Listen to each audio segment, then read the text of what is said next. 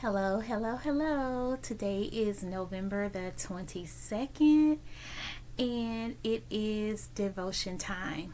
So I will be coming from 1 Peter 5:7, and I'm going to read the NIV, and it reads as, "Cast all your anxiety on him because he cares for you."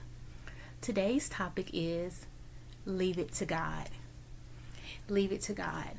You know, we are filled with so much anxiety these days. It's so much going on around us.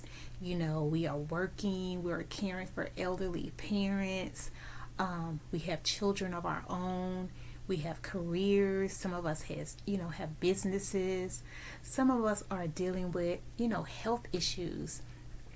There's really a lot going on around us, and it's easy to become antsy. I know sometimes I can get a little antsy, you know, but we have to remember that we have a God who cares about us, and we don't have to go through these trials and tribulations by ourselves.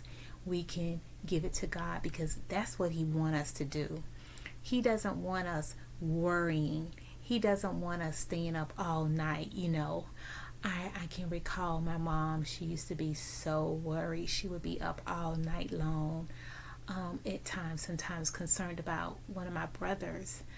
And that motherly love, that nurturing love that you have for your kids, that you're thinking that they're out there in that world of darkness and evil, that something is going to happen to them.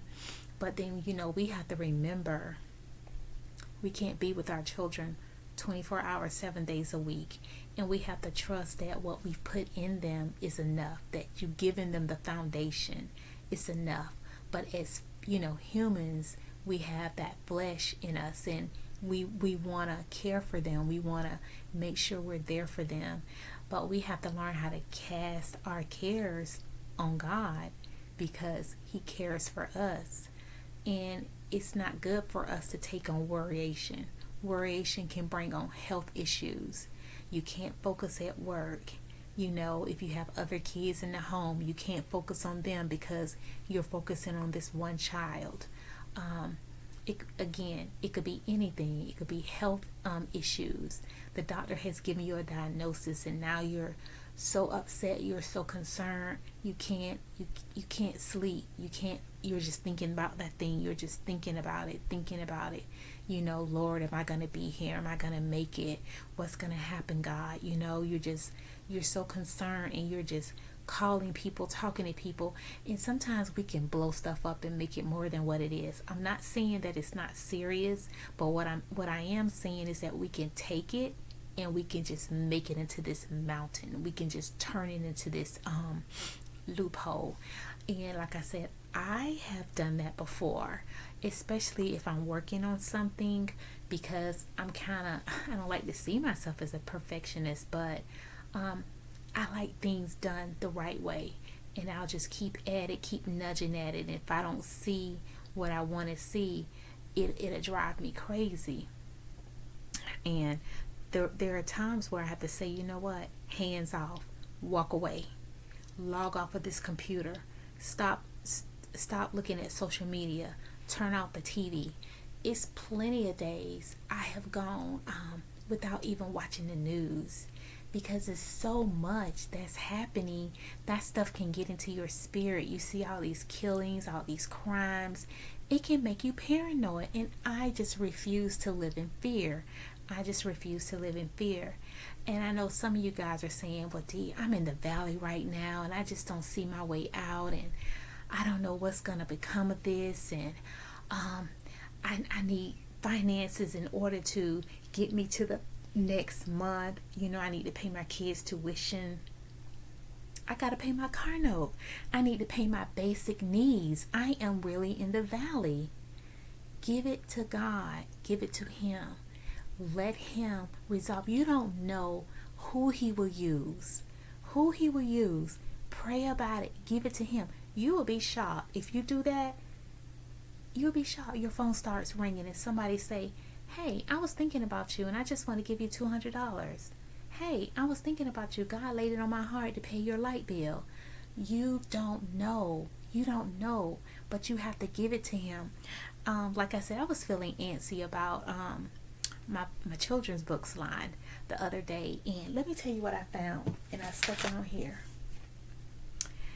And I want to say this came from, I listened to this Pastor Bronner in Atlanta. I listen to him from time to time, and I do believe this came from him.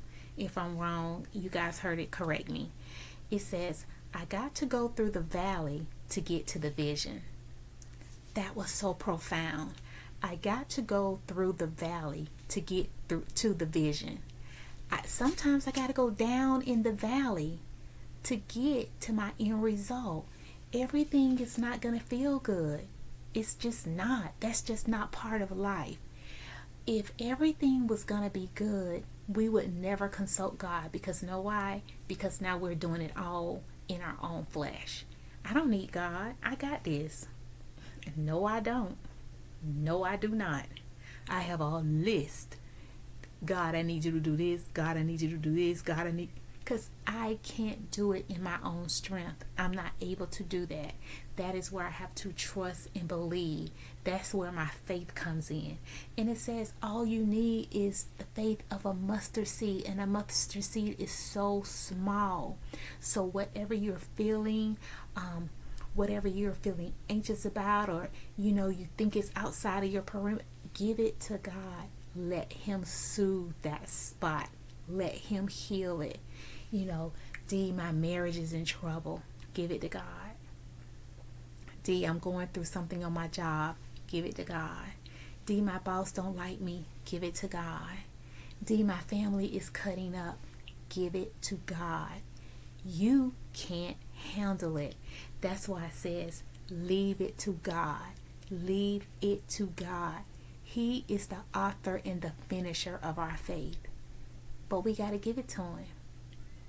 We got to give it to him. And when we give it to him, leave it with him. Don't go back and try to pick it up, because you're going to be back at square one again. Give it to him. Let him take care of it. Pray about it. And continue to pray.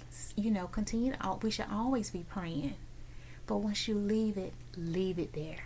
Leave it on the altar. Leave it there. Okay? So I hope that today's session was helpful to you. And until next time, continue to grow and glow. Take care.